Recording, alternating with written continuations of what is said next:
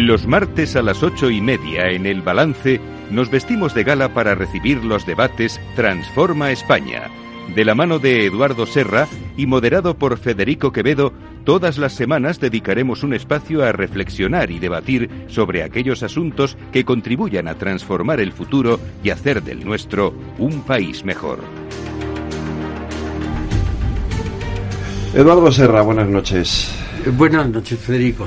Bueno, retomamos nuestros debates Transforma España, lo hacemos por todo lo alto, con un tema que evidentemente está de máxima actualidad y que lo va a estar además de aquí al próximo mes de noviembre, sin lugar a dudas. No digo que a diario, pero casi, pero aunque ocurra allí y nos afecta mucho aquí. Hablamos de las elecciones de Estados Unidos, que es el tema que nos trae hoy en este primer debate, en este primer programa de los debates Transforma España, y lo vamos a hacer de la mano de dos super expertos. Señor. Que los presento ya. Chencho Arias, muy buenas noches. Inocencio, ¿cómo estás? Hola. Presenta el primero porque soy el más viejo. No, es porque se ve que estás más cerca mío. Orden alfabético, quizá. También puede ser por orden, porque de la A a la P quedan muchos por en medio.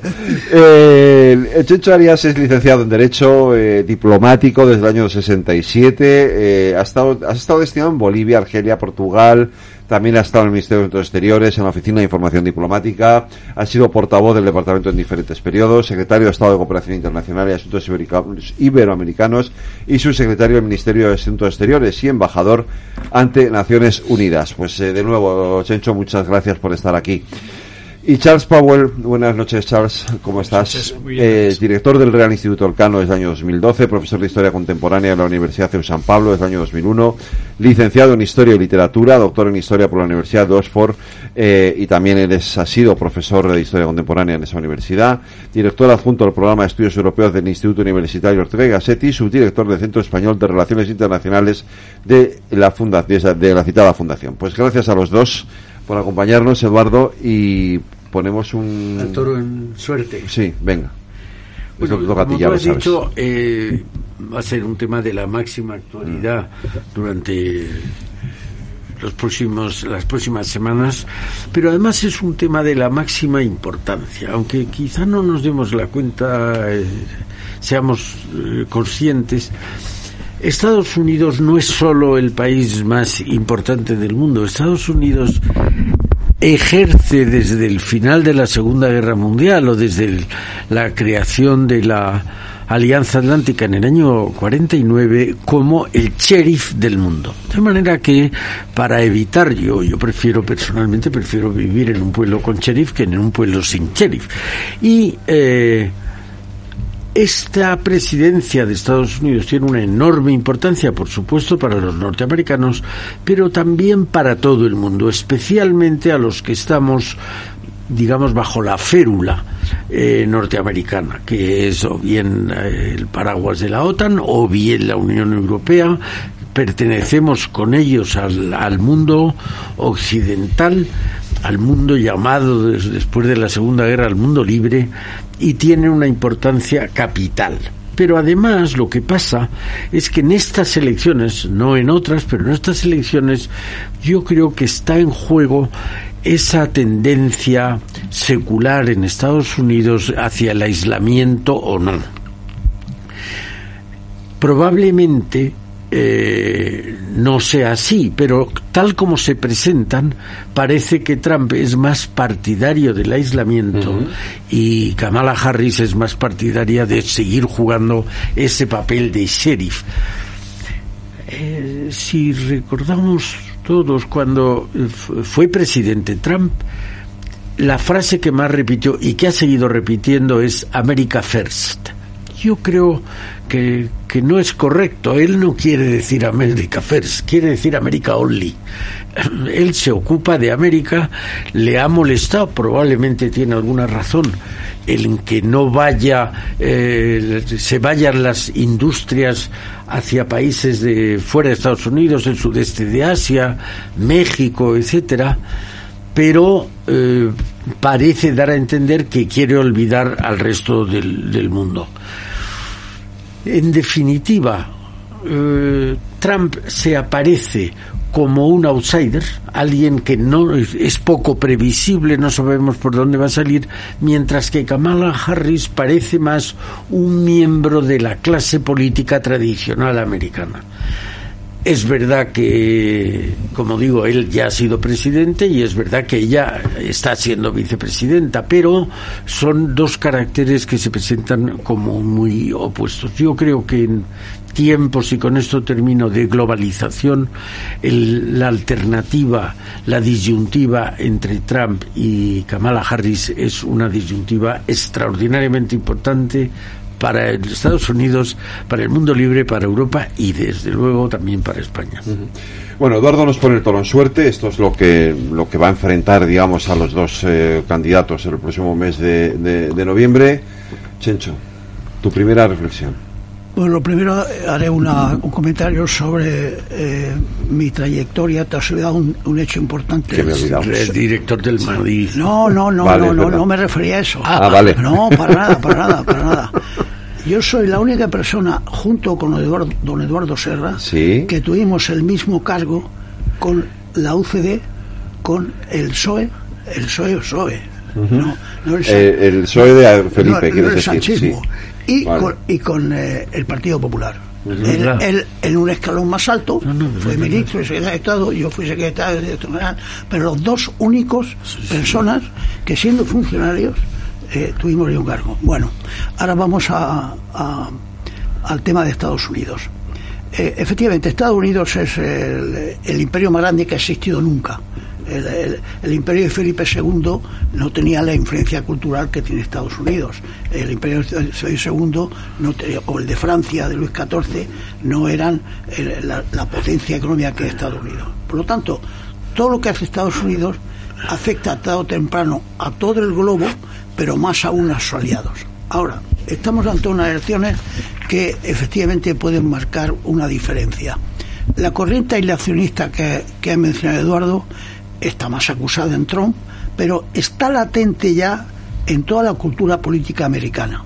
Y desde luego el distanciamiento de Europa, el no estar metido con Europa todo el rato en la cama, esto ya lo marcó el propio Obama, que hizo lo que se llamó el giro hacia el este, dando a entender en su filosofía, e incluso a veces públicamente, que Estados Unidos tiene que preocuparse más de lo que está ocurriendo en el estrecho de Formosa y de las relaciones con Japón y de ver cómo miraba China, etcétera, etcétera. Es decir, que el giro de distanciarse levemente de Europa para la señora Harris y tal vez peor, más amplio de Trump, está ya marcado. Ahora, hay un tema que ha mencionado Eduardo, que es si Estados Unidos se va a convertir en el aislacionismo que está siempre presente en la política americana. Entonces, con Trump tendrá la tentación, ya lo anunciado en varias ocasiones, tuvo una frase categórica hace unos 7 o 8 meses cuando dijo que los gorrones de la OTAN, entre los que estaba por supuesto señalando con el dedo en primer lugar a España, él no se iba a importunar en parar a Putin si Putin crearles un moquetazo, un coscorrón. Dando a entender, aquí Estados Unidos es el que paga la factura y hay un montón de gorrones. Y claro, lo malo una vez más es que él es un bocazas, se manifiesta de una forma a veces ordinaria, pero llevaba razón. Hay un grupo de países europeos, y España está casi a la cabeza de ellos, que somos de los 3 más gorrones, que están aún en el 1,3 o 1,4 del gasto de... Y esto, claro, eso significa que Estados Unidos tiene que gastar más y que los países europeos, que son los gorrones, pueden dedicarse más a hacer bienestar social a costa de que el policía, el gendarme, el sheriff, que ha dicho Eduardo, está ahí, que es Estados Unidos, que dedica creo que el 5% o el 5,4%.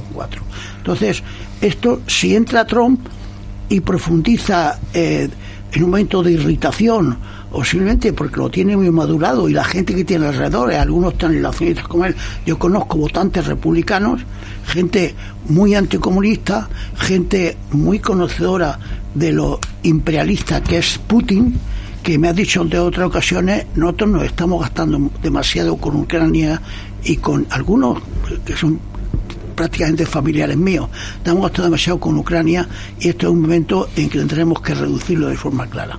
O sea que la idea de Putin no es una idea solo de un loco, no, es una idea de un político que tiene una política a veces para mí equivocada, que es totalmente impredecible, que es inquietante, pero que sus ideas han calado ya una parte de la sociedad americana.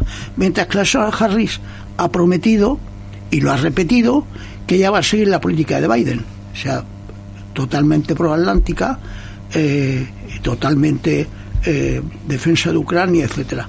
Veremos lo que pasa, porque ahora lo veremos. La pelota está en estos momentos, hoy, día 16 o 17, totalmente en el tejado.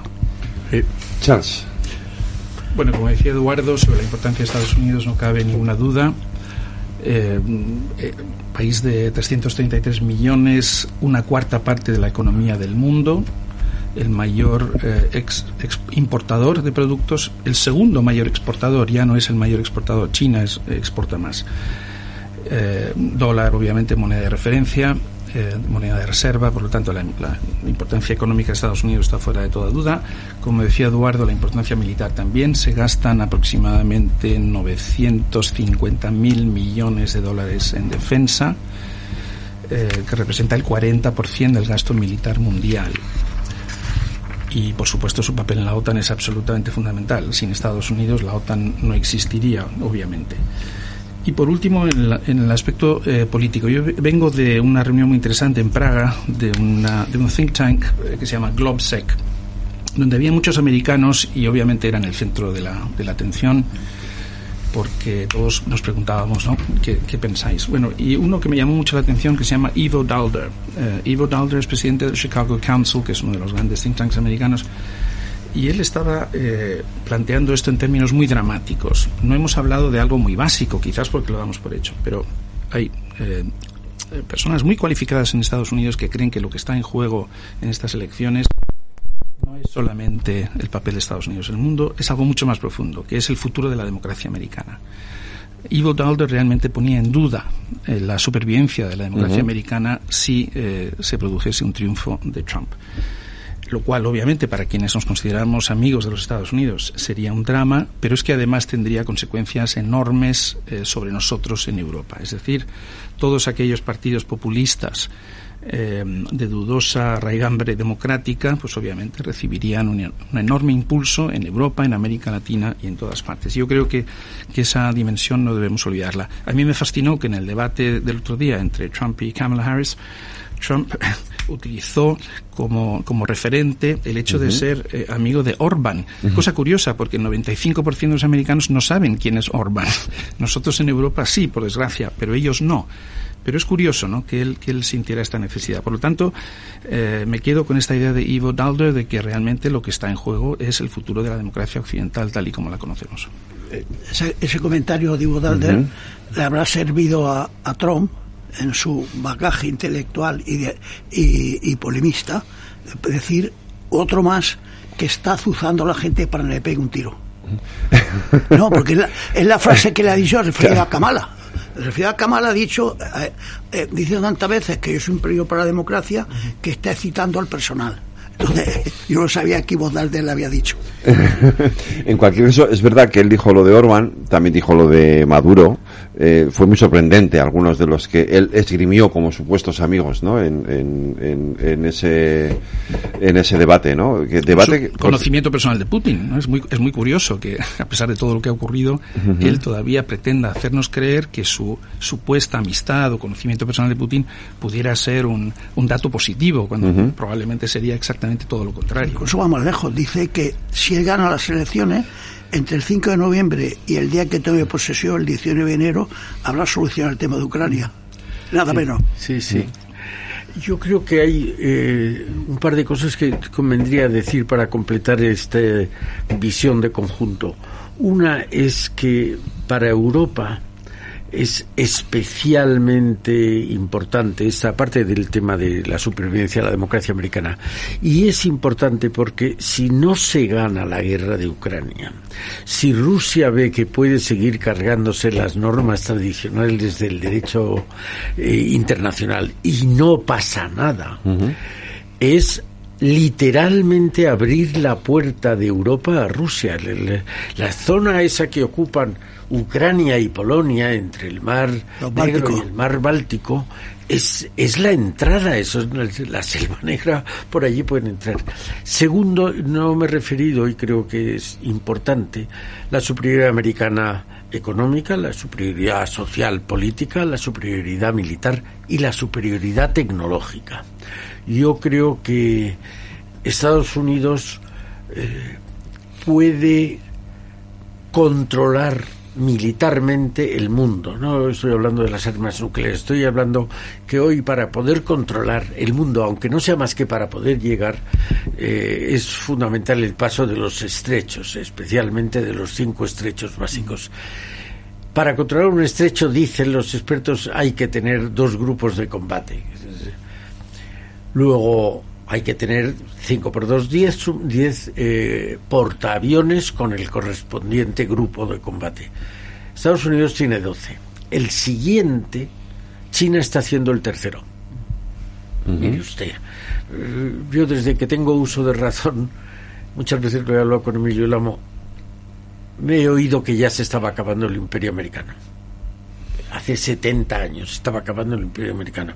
El Imperio Americano está más fuerte que nunca, quitando esa debilidad que nunca la esperábamos, que fuera una debilidad interna de la falta de vigor de la democracia americana. Que, por cierto, otro día podemos hablar de eso, porque yo creo que está relacionado con el surgimiento de una clase social nueva que tiene algunas notas muy, muy claras, y que en España las vemos. Una de las cosas que me asombra en la vida cotidiana nuestra es que cada vez se imponen más los diminutivos. Vamos a un restaurante, quiero una servilletita, la cartita, le doy la cartita, oiga, la carta tiene la es que tú lo verarías en Galicia, o en Galicia de bien, ¿qué es una bolsiña? Pues eso es una, pero si vemos los programas de las televisiones generalistas, que son, como su nombre indica, para el público en general, es todo a base de gracietas, que se coja cualquier televisión en un prime time y es... Pero, Eduardo, esto es la superficialidad del debate político en la que nos encontramos en general, pero sí me interesa mucho que lo apuntes, porque y dices lo del el problema de la democracia, y lo apuntaba antes Charles. Yo sí creo que este es uno de los grandes, creo que este es uno de los grandes problemas de nuestro tiempo. Si esa nueva clase social, que es el 80% de la sociedad occidental, le preguntas ¿qué prefiere usted? ¿Elecciones y punto o elecciones y división de poderes? No saben lo que es la división de poderes, no. Luego difícilmente van a elegir qué es.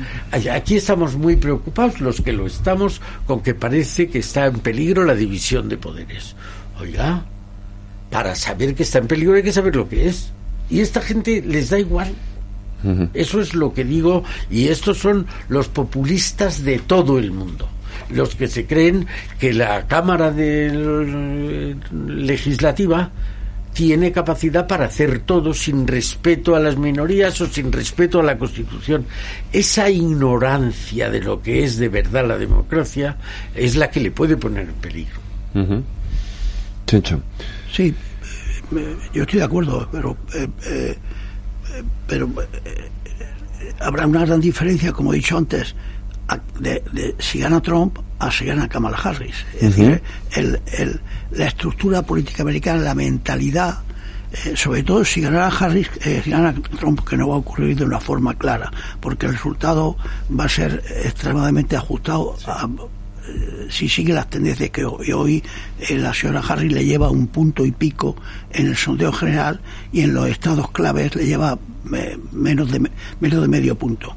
Pero si gana ella, en buena medida es la prolongación de Biden. Ella tiene unas ideas más a la izquierda que Biden, pero primero ya las ha temperado, ya las ha calmado porque le interesa electoralmente, y segundo, una vez llegada al poder, eso te suaviza.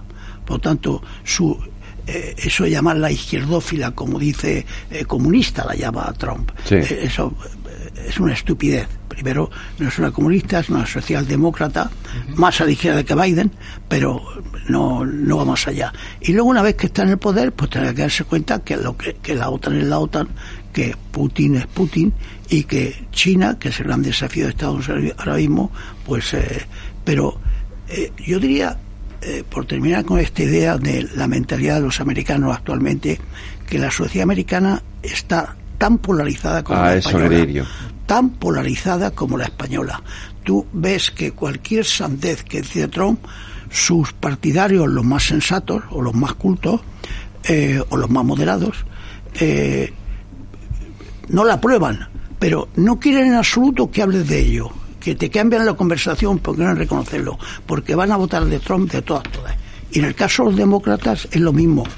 Hay una animadversión que le presta Trump en una parte importante del electorado, y los demócratas están, desde ese punto de vista, tan polarizados como los republicanos. Uh-huh. La sociedad está totalmente dividida. Yo conozco ya 2 casos, uno de familiares míos, en que el día que fue el debate Biden y Trump, uh-huh, en vez de reunirse la familia para verlo, se fueron al cine, porque las opiniones entre los jóvenes, 2 casos conozco, las opiniones con los jóvenes, con los padres, chocaban frontalmente. Los padres eran furibundamente trumpianos y los otros eran furibundamente anti-Trump y en consecuencia demócratas. Entonces, yo no recordaba ningún caso en que una familia no ve un programa de televisión que vieron 60 y tantos millones de personas, uno de los más vistos del año, porque pensaban que se iban a enredar a bofetadas o algo parecido. Es decir, la polarización es parecida a la española o más.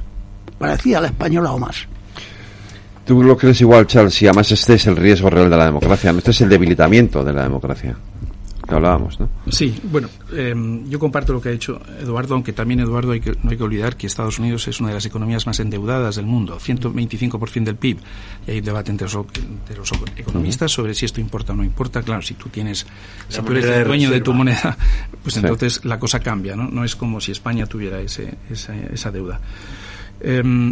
Yo he estado yendo mucho a Estados Unidos este año. Efectivamente, como decía Chencho, la polarización es extrema. Esto ya no nos es tan ajeno, ¿no? En muchos países europeos. Yo creo que esto obedece a un fenómeno mucho más amplio, en general, sí, común a todas las democracias occidentales. Podríamos hablar mucho tiempo sobre por qué ha ocurrido esto.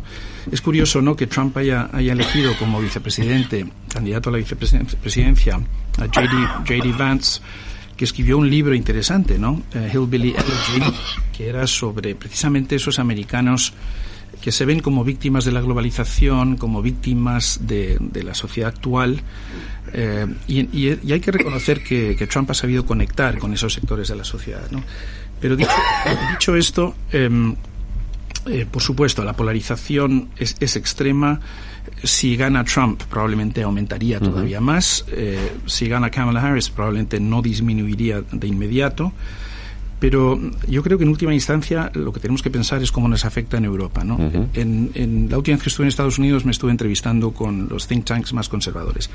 Habréis oído hablar mucho de Heritage, sí, la Fundación Conservadora, que ha elaborado el llamado Proyecto 2025. Son 900 páginas, confieso que no me las he leído todas. En este proyecto 2025, y esto quizás de respuesta a quienes nos estén escuchando y que nos se estén preguntando, pero ¿realmente esto sería tan grave que ganara Trump otra vez?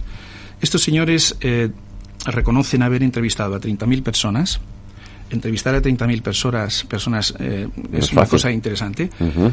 Heritage tiene, por cierto, un presupuesto de $500 millones al año, uh-huh, y no aceptan dinero de grandes empresas. Son pequeños contribuyentes. Bueno, han entrevistado e identificado a 30.000 personas que el día después de la investidura de Trump estarían dispuestos a entrar en la administración. Es decir, el plan es básicamente borrar la administración federal tal y como existe, depurarla de acuerdo con criterios estrictamente ideológicos. Uh-huh. Esto en Estados Unidos no había ocurrido nunca. Uh-huh. La primera vez que estuvo Trump, lo que quiero subrayar en realidad es que la primera vez que ganó Trump, primero, él no creía que iba a ganar, no estaba preparado, no tenía gente, tardaron muchos meses en ocupar los puestos claves del Estado.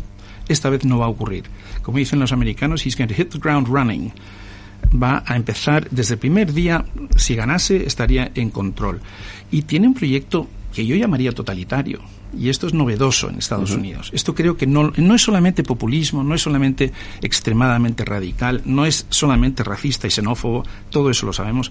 es, yo diría, un proyecto totalitario. No tiene ningún respeto por las grandes tradiciones políticas norteamericanas. Las que tú mencionabas, Eduardo, división de poderes, checks and balances, no cree en eso. Incluso, más o menos en público, ha reconocido que, bueno, vamos a votar una vez más y luego ya lo dejamos porque esto de la democracia está sobrevalorado, ¿no? Pero él se ha distanciado del proyecto 2025. Sí, porque se ha dado cuenta que le hacía mucho daño. Se ha distanciado una de las veces de forma muy clara. Sí, pero yo creo que miente, como miente en tantas otras cosas, y básicamente lo que él no esperaba es que la gente se leyera el informe 2025. Los demócratas lo han hecho. Por cierto, en fin, que no salga de la Comunidad de Madrid, pero estos señores de Heritage, yo les pregunté, ¿qué planes tendrían ustedes para enero del 2025? Nada más elegido Trump. Me dijeron, primero, bombardear Irán. Bombardear los lugares donde se están produciendo armas nucleares, porque el JCPOA, el acuerdo entre Irán y los demás estados, no ha funcionado. Tenemos que bombardear las instalaciones nucleares y los centros de mando y control, de command and control de la Guardia Republicana iraní. Y os dije, esto es un plan interesante para la primera semana de la administración Trump. Claro, sí, además, esto produce una escalada, les obliga a ustedes a poner boots on the ground, soldados sobre el terreno, que es justo lo que Trump dice que no quiere, ¿no? Entonces es realmente un mundo muy extraño, es muy extraño. Él se ha distanciado y ojalá se distancie de verdad. Nadie sabe realmente quién estaría en su gobierno, porque probablemente da igual. A estas alturas de la película, fijaros, los asesores de seguridad nacional, ¿cuánto estuvo? 7 en su primer mandato. Uh-huh. El caos va a ser considerable, pero esta vez creo que va a haber más planificación. Y como resultado de eso, algunas personas dicen que va a ser un Trump más moderado. A mí me cuesta trabajo creerlo, no veo evidencia de esa moderación. Fijaros en la elección de Vance. Podía haber escogido una mujer... haber hecho algún gesto. La propia Nikki Haley. Sí. Una mujer republicana. Los dos le han insultado en el pasado. A él parece que no le importa colaborar con personas que le han puesto a parir en un pasado reciente. No es un obstáculo para servir con él. Y no ha hecho ningún esfuerzo. Ha elegido a alguien que es más de lo mismo que él, exactamente que él, ¿no? Uh-huh. Entonces, bueno, la última vez, ¿os acordáis? Decíamos, no os preocupéis, hay burócratas que pueden frenarle. Hay un aparato administrativo, hay checks and balances. No olvidemos, además de elegir a Trump, se elige a toda la Cámara de Representantes y 1/3 del Senado. Uh-huh. Y es posible que el Senado sea un Senado republicano. Ahora es demócrata, puede que sea republicano. Entonces, en una situación en la que el legislativo y la Casa Blanca están perfectamente alineados, uh-huh, eso da bastante miedo. Uh-huh. Eduardo. Sí, estoy muy de acuerdo. Yo creo que lo que decía antes de que hay emergencia de una clase social más general, también en lo que dices de la polarización. Como dices, la polarización es insólita en Estados Unidos. Y en la mayoría de los países europeos también lo es. Yo creo que tiene que ver con un fenómeno muy nuevo, que son las redes sociales. Uh-huh. Las redes sociales se escuchan los que piensan lo mismo. Cuando tú hablas, dialogas con el discrepante, de alguna manera, se quiera o no, se van acercando posiciones. Cuando tú dialogas o debates con el que piensa igual que tú, se hacen más dogmáticas las posiciones. Esto es algo que está quizá poco estudiado, pero me parece muy elemental. Entonces, en las redes sociales hay unos grupos que son acérrimos de un candidato y otros que son acérrimos del otro. Esto no va a ayudar a la supervivencia de la democracia, no va a ayudar. Lo que queda por ver es las consecuencias, que yo creo que serían terribles, de la desaparición de la democracia. No digo en Estados Unidos, estamos viendo lo que está pasando en Venezuela, pero en un país de larga tradición democrática. ¿Qué está pasando en Francia con la extrema derecha? ¿Qué está pasando en Alemania? Todo eso va a producir, yo creo, pronto un resultado tan dramático que durará poco. Quiero pensarlo. Sí, yo si tuviera que votar 5 veces, votaría a la señora y no a Trump. Eso lo digo de entrada. Ahora bien, Trump en los 4 años que estuvo, 2 cosas. Una, no se cargó el sistema americano. Quizá porque sea imposible cargárselo, afortunadamente, pero no se lo cargó. Y por otra parte, en todas las encuestas del momento, los encuestados, dado que eran varias, la mayoría de los americanos decían: yo me encuentro mejor económicamente a la salida de Trump del poder que cuando Trump llegó al poder. Y esto es probablemente la baza más importante que va a tener Trump en las elecciones, que la gente se mire el bolsillo, porque las encuestas, no había una encuesta que fallara cuando salió Trump que dijeran: yo estaba mejor ahora que cuando entró Trump al poder. Por lo tanto, la política económica de Trump a una parte importante del pueblo americano le gustó. Yo estoy de acuerdo, pero yo no minusvaloraría, Chencho, la importancia del 6 de enero, del episodio en el Capitolio. O sea, no sé si eso fue un golpe de Estado, pero fue gravísimo. Fue un conato golpe de Estado. Fue un intento evidente. Tienes razón que durante su mandato... No pudo con el sistema porque hasta su vicepresidente se puso en contra. Pero estuvo la cosa muy fea. Sí, la cosa muy fea. Al vicepresidente, si no le sacan a tiempo en los 4 años que estuvo... Sí, no estoy de acuerdo. Colonizó menos, queriendo colonizarlas, colonizó menos las instituciones que Pedro Sánchez las españolas. Bueno, no sé si... puede ser, pero... No, es así. En 4 años que estuvo, bien... él trufó el Tribunal Supremo con gente de su ideología. Sí. Pero otras instituciones, él hizo amagos, pero quizá por la fuerza del check and balances. También es verdad que en esa comparación que tú haces con Pedro Sánchez en su primera legislatura también conquistó menos que ahora. Ya veremos lo que ocurriría en la segunda. Pero Sánchez ha colonizado cuatro veces las instituciones que ha colonizado Trump. Eso es un hecho. Quizás por lo que decía Eduardo, que las instituciones políticas americanas son más sólidas. Pero sí, el 20%, Chencho, el 20% de los diplomáticos de carrera abandonaron el Departamento de Estado durante el mandato de Trump porque consideraban que era insoportable sus políticas y las presiones a las cuales les sometían. Yo voy 1 o 2 veces al año al Departamento de Estado, voy al Spain Desk. Era una institución que en tu época, Eduardo, y en la tuya, era un sitio donde había expertos en España espectaculares que habían escrito libros, gente de 50, 60 años. Ahora vas y la edad media, me parece, yo ya soy mayor, me parece 25, 30, la rotación es brutal y cuando cierran la puerta te dicen: cuénteme usted esto de España que no entiendo nada. O sea, ha cambiado radicalmente. O sea, que la fortaleza de las instituciones nunca debemos darlas por cierto. Claro, porque eso fueron solo 4 años, ¿no? En fin, hay que tener cuidado con eso. Hemos hablado mucho de Trump, pero quiero hablar un poco de Kamala también, porque es verdad que la conocemos menos, probablemente porque durante el mandato de Biden ha estado más apartada, ¿no? O más opacada en ha sido muy gris. Sí. Yo sobre eso quiero decir algo, porque esto me interesa y me importa, porque yo estaba equivocado y quiero también ponerlo en valor. Sí. Yo me creí esta milonga de que ella era la zar o la zarina de la frontera, puesto que obviamente no existe, ¿no? En realidad, lo que le encargaron fue la relación con Centroamérica, Nicaragua, El Salvador, Honduras. Estuvo 2 veces. Bueno, pretender que una vicepresidenta de los Estados Unidos pueda arreglar ese asunto es absurdo, ¿no? Pero realmente ahora entiendo lo que ha estado haciendo esta mujer.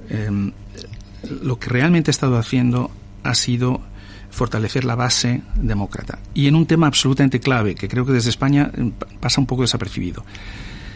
Biden es católico irlandés, no se puede hablar del aborto en su presencia porque se pone muy nervioso. ¿A qué se ha dedicado Kamala Harris? A básicamente buscar el apoyo de mujeres latinas y afroamericanas, para las cuales la libertad de abortar, el derecho a abortar, es absolutamente crucial y es lo que las va a hacer votar. O sea que la gente se centra mucho, sobre todo desde Europa, ¿no? Que nos interesa más la política exterior y por lo tanto pensamos que Kamala Harris ha sido un desastre como supuesta zarina de la frontera, que nunca fue su job description. Pero lo interesante es que ellos la valoran enormemente. Incluso hay estudios que demuestran que allí donde hizo campaña en las elecciones de medio término, los demócratas tuvieron mejores resultados que donde no ocurrió. Es verdad que esto es esto es un gran partido político, a diferencia del Partido Republicano, que ya es una secta básicamente al servicio de una persona y del culto de la personalidad. Él ha destrozado el partido. Los republicanos verdaderos yo creo que ya no existen. No existen. El Partido Demócrata sigue siendo un partido bastante convencional, en el fondo más parecido a los nuestros, ¿no? Con los sindicatos, gente de base, los estados, los municipios, etcétera. Hasta sus referentes incluso, Obama, Clinton, etcétera, ¿no? Tiene sus referentes. Entonces, bueno, no, es verdad que en cierta medida es una desconocida, pero por cierto, bueno, se habla mucho ahora de que fue fiscal general en California, pero como senadora, por ejemplo, estuvo en el Comité de Inteligencia, sabe mucho de la amenaza rusa, y es un tema que he estado siguiendo personalmente, sabe mucho de desinformación, es decir, que no es una persona que llega sin experiencia y virgen, digamos, a estos grandes temas que nos preocupan, ¿no? Sí, y además ella cumple el formato de la clase política tradicional americana. Será más de izquierdas o más de derechas, pero digamos es más respetuosa con el sistema, con lo que significa las grandes empresas, con lo que significa la Reserva Federal. El otro las grandes universidades. Claro. El otro va más a lo que se le ocurra, y además parece que no lo tiene muy pensado, sino que tienen una idea y la ponen en funcionamiento.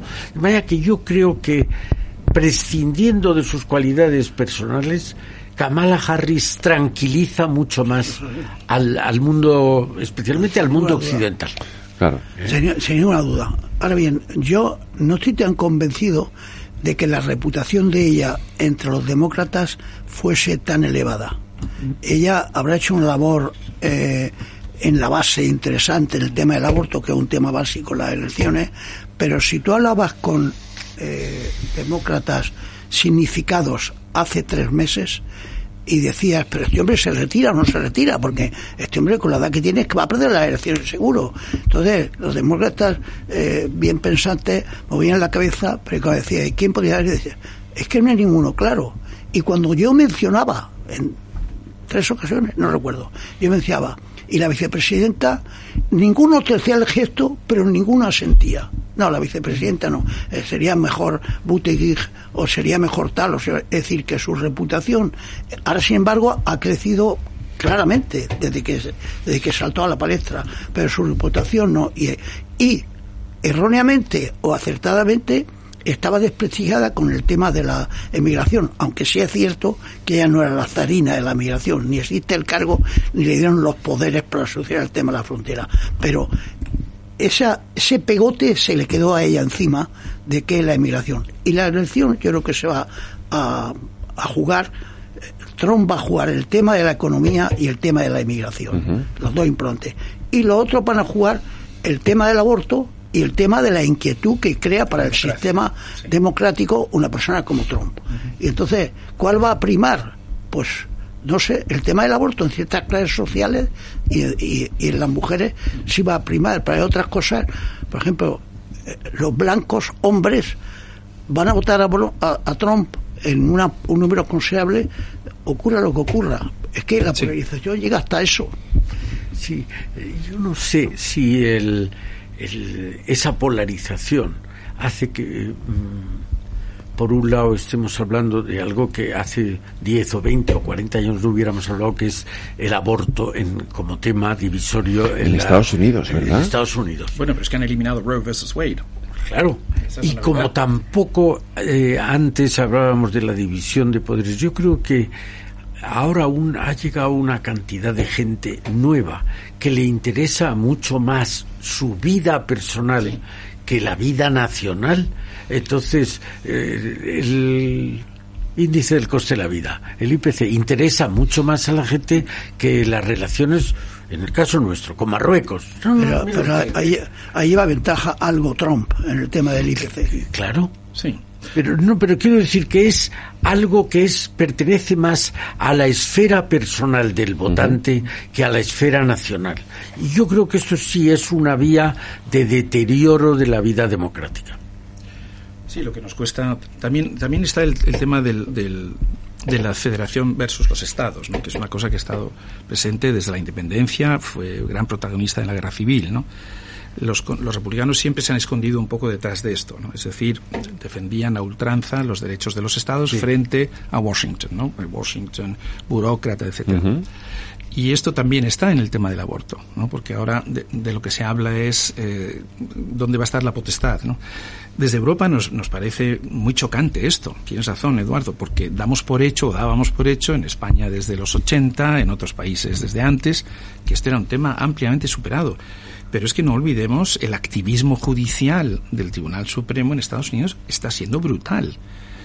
Aparte de otras cuestiones, la población negra que no está perdiendo el derecho a votar, población penitenciaria también, etcétera, etcétera, ¿no? Entonces, bueno, estas cuestiones que en el fondo son casi más propias de un país en vías de desarrollo político que no propias de una de las grandes democracias del mundo, se viven con gran intensidad. Y luego está el tema de las guerras culturales, ¿no? Claro, de nuevo, Kamala Harris, una de los grandes éxitos que ha tenido es movilizar a la base. La base estaba desmovilizada, porque Joe Biden es un blanco mayor irlandés aburrido que llevaba en el Senado 40 años. Y chocheando. Pero esta señora, bueno, tiene el pasado californiano, luchadora contra las grandes empresas, las universidades privadas que no son universidades, como la de Trump, contra los cárteles, etcétera, etcétera. Y luego, además, ha tenido esa capacidad, como digo, que ha pasado un poco desapercibida, ¿no?, para conectar con la base y movilizar la base.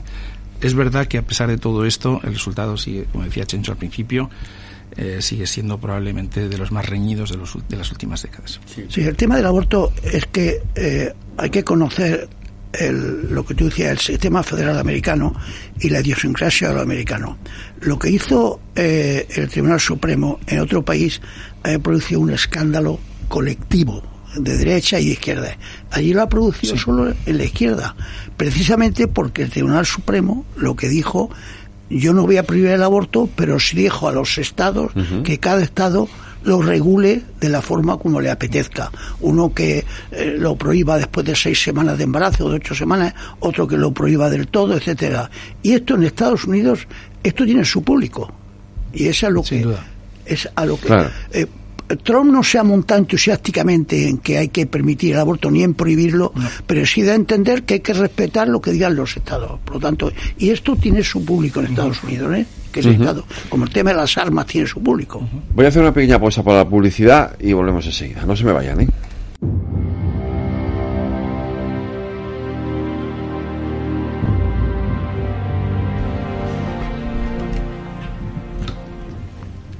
Bueno, continuamos en nuestra última recta del programa, de este programa de hoy, hablando de las elecciones americanas con Inocencio Arias, con Charles Powell, con Eduardo Serra. Va a haber más debates, porque creo que Trump ha decidido que, como ya ha ganado el anterior, según él, ya no va a hacer más, ¿no, Charles? Sí, es muy divertido, ¿no? Como tergiversa. De hecho, nada más salir el debate fue a eso que llaman el spin room, ¿no?, donde la gente evalúa el resultado y dijo, obviamente he ganado, el 80% dicen que he ganado. Había una encuesta fabricada por su gente que decía que había ganado. Todas las demás... En esta ocasión, en otras ocasiones, él se lo cree. Ocurre igual que con Bolaño y contra... Pero en esta no se lo cree. Él sabe que lo ha perdido. Sí. Va a haber, en teoría va a haber uno, el 1 de octubre solamente. Yo creo que solo va a haber uno más, porque él tiene muy difícil remontar. Quizás su ego le pediría intentarlo, pero sus asesores están diciendo que lo deje, que da igual, y que con el paso del tiempo la gente olvidará el debate. Va a haber uno el 1 de octubre entre los candidatos a la vicepresidencia. Entre los vicepresidentes, candidatos a la vicepresidencia. Entre Tim Walz y J.D. Vance. O sea, que él no vamos a volver a ver un cara a cara. Es que yo creo que los que lo asesoran, que ha cambiado también otra vez y tal, los que asesoran dan de entender, y él lo asimila o no lo asimila, usted con su temperamento emborrona el debate y crea una mala imagen. Es decir, que si usted pudiese exponerlo por escrito sin excitarse y sin tener enfrente a su contrincante, usted podría triunfar, pero usted entra en la trampa y se acalora, se pone demasiado agresivo y dice cosas como los de los gatos migrantes. Sí. Con un detalle muy importante, además de lo que ocurrió en ese debate, y es que yo no había visto que se hicieran otros debates, pero que me pareció sumamente interesante y creo que muy novedoso y muy importante, y es que si tú has mentido en el debate, los moderadores de pronto te han sacado los colores, es decir, oiga, no, esto no es verdad, tenemos aquí ¿no? Los propios moderadores. Pero otra muestra de la polarización es que el 90% de los patriotas de Trump piensan que los moderadores estuvieron totalmente en contra suya. Sí. Eso es la polarización del país. Pero dijeron, bueno, claro, a él lo corregían y ella no la corregían nunca. Él mintió, y me dijo el otro día uno, él mintió más que Kamala Harris. Pero cada vez que mentía, la pareja de moderadores lo paraba. Kamala, que también mintió, nunca la pararon. Y ocurrió otra cosa divertida. Él habló un 20% más que ella. Sí. Y eso, en principio, era una ventaja para él. Pero dada su idiosincrasia, cuanto más habla, peor, más la lía. Hay que darle una hora a él solo. Es demasiado se hunde. Para un debate en que no lo tiene claro y le dan argumentos sólidos en contra. Es demasiado impulsivo. Sí. No hace caso a sus asesores. Porque esto de la tontería de los perros y los gatos y los haitianos es algo que él acababa de ver en Twitter. Sí. Es terrible. Este señor está todo el día delante de redes sociales. Lo que tú decías antes, Eduardo. Se lo cree, no lo cuestiona y luego lo repite. Lo dice en público X número de veces. Encuentra una imagen feliz y ya la lanza sin comprobarla. Eso es. Y claro, ser asesor de Trump debe ser la cosa más difícil y desagradable del mundo. Ya dijo Bolton que es una persona imposible. Imposible, sí. Eduardo, ¿qué va a pasar? ¿Qué probabilidades ves tú? Vamos a ver, aquí claramente me vence el deseo. Yo de todas me gustaría que ganara Kamala, que perdiera Trump. ¿Qué va a pasar? Pues yo creo que seguro va a ser muy cerrado el resultado, van a estar muy cercanas, pero espero que gane Kamala. Yo espero y deseo. Desde que empezó, es que lo otro es totalmente inquietante y ya va a ser continuidad de la política seria de Estados Unidos. Ahora bien, esto se va a jugar como ocurrió cuando ganó Trump de verdad, en el año 16, se va a jugar en los 7 o 8 estados que llaman estados basculantes o swing states, que son Pensilvania, Carolina del Norte, Wisconsin, Georgia. Hay 7 estados. Arizona, Nevada, Michigan. Arizona, Nevada, exactamente. Como en los otros estados se sabe quién va a ganar. En Texas tendría que haber un cataclismo para que no ganara Trump. En California o New York va a ganar Kamala, ocurra lo que ocurra. Entonces, dado el sistema peculiar americano, que no eligen al presidente, se eligen a las personas que eligen al presidente, en 7 o 8 estados, los swing states que he dicho y que hemos mencionado junto con Charles, entonces esos son los que van a decidir y que fueron los que le hicieron ganar la elección a Trump en el año 16 y podría ocurrir otra vez. Ahora mismo en esos estados las encuestas, las múltiples encuestas que se hacen, que hay una oleada prácticamente cada 2 días y se hace una media de 8 o 10 encuestas, ahora mismo le da a ella en los swing states le da una ventaja, creo que era de 0,2, mientras que a nivel nacional le da el 1,6 o el 1,7. Pero si esos estados se inclinan por Trump, por ejemplo, si él retiene a Carolina del Norte, a Pensilvania, entonces podría ganar otra vez las elecciones. Yo creo que es importante explicar a nuestros oyentes, como ha dicho Chencho, ¿no? Una cosa es el voto popular y otra cosa es el colegio electoral. Mi vaticinio ahora mismo es que Kamala Harris gana en el voto popular y pierde en el colegio electoral. O sea, se puede dar una situación parecida a la que pasó con Hillary Clinton. 2016, sí. Yo soy menos pesimista que Charles. Yo creo que gana... Lo primero sí. Gana el voto popular. Lo segundo está en el... no lo va a ganar por 10 millones, pero lo va a ganar. Fijaros que... Ahora bien, en los estados swing, yo estoy convencido, está tan empatado en las encuestas de hace 8 o 10 días que tengo igual gana ella también. Lo interesante es que no importa por cuánto gana, sino dónde gana. No gana. Claro, es donde gana, ¿no? Y en el año 2016 Trump ganó por 77.000 votos. En Pensilvania por 44.000, en Wisconsin por 22.000 y en Michigan por 10.000. De un total de 136 millones de votantes. Pero o sea, como dicen, realmente es como para suicidarse. Como dice la jerga de Estados Unidos, the winner takes all. El que gana se lleva la bolsa, aunque sea por un voto. Entonces, ¿a Trump qué le importa perder por 4 millones de votos en California? Si sabe que es igual perder por 3 que por 1. Pero mientras tanto se va a emplear, y están empleando la pasta, la plata, que dicen los iberoamericanos, la están empleando en esos 7 Se han gastado 16.000 millones de dólares en la campaña electoral, que es más o menos lo que gasta España en defensa al año. 16.000 millones de dólares en anuncios de radio y de televisión. Es brutal. En la campaña de Trump. No, en toda. En toda la campaña. Está bien, 16.000 millones para los dos. La verdad. Y todavía quedan más semanas cruciales, ¿no? Aparte de nuestras preferencias personales, me parece que todo lo que hemos dicho va en favor de Kamala y en contra de Trump. Pero yo creo que habría que decir que en Estados Unidos y también en Europa, y casi me atrevería a decir, y sobre todo en Europa, son torpezas de la clase política a la que pertenece más Kamala que el otro, las que se están llevando el voto hacia el populismo.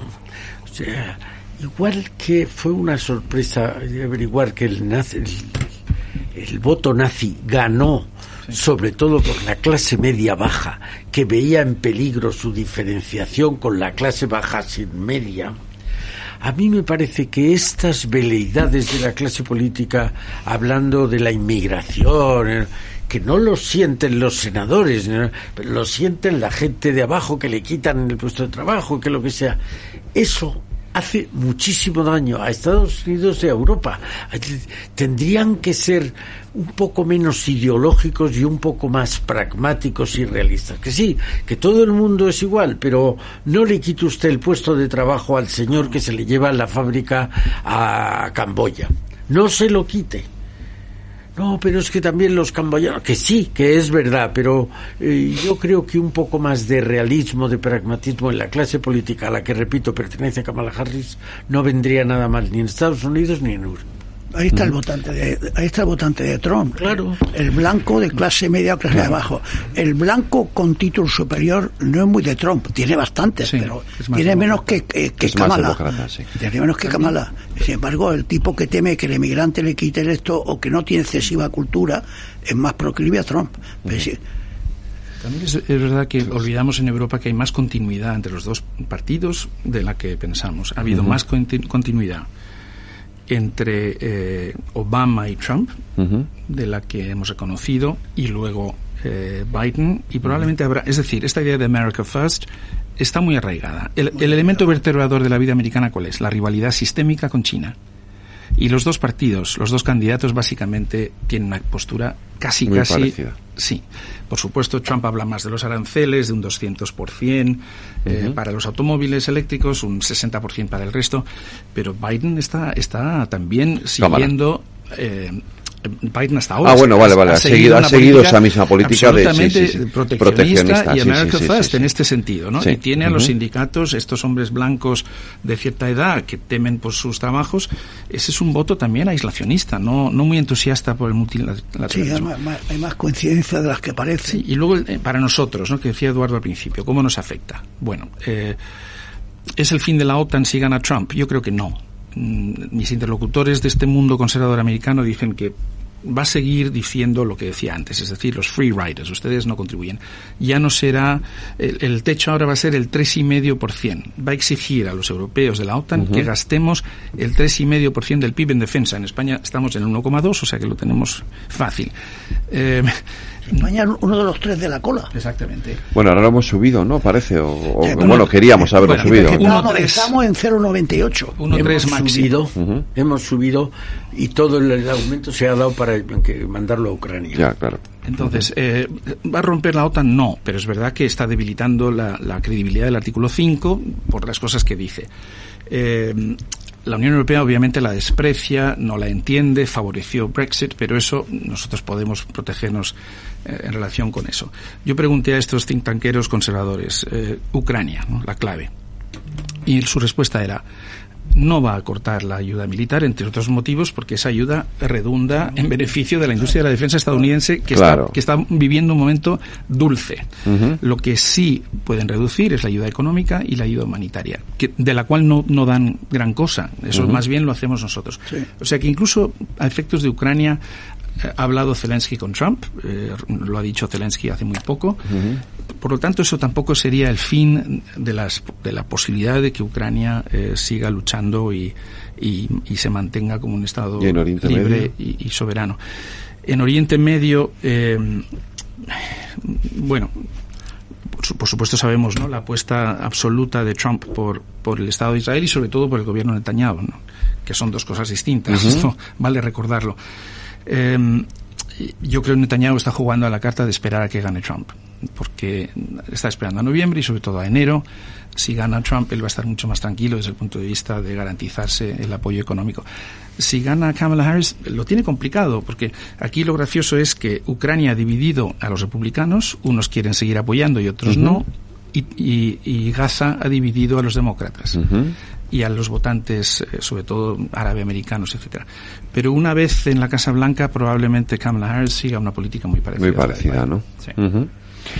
Y con respecto a la economía, yo creo que lo que ha dicho Charles, esa continuidad en muchos puntos, ahora hablábamos de política exterior, Ucrania, Gaza, China, eso es reflejo de la fortaleza de las instituciones americanas. Yo creo que el Pentágono no te va a dejar demasiadas alegrías en relación con el despliegue americano en el mundo, en relación con Gaza. No te van, es demasiado serio como para que un resultado electoral. Yo me acuerdo de una cosa curiosa que sabe poca gente que pasó en los 90. Hubo un informe que se llamó el informe Sere-Haidt de la sexualidad en los años 50 y decía que el número de homosexuales era entre el 1,5 y el 2,5. 20 años después, en los 70, se hace otro informe y decía que el número de homosexuales era entre el 3 y el 5. Pero en los 96, no me acuerdo qué universidad americana, uno donde ya decía que estaba entre el 8 y el 10%. Entonces, la colectividad de homosexuales americanos creó una revista que existe, que se llama 10%, porque ya el 10% es políticamente significativo.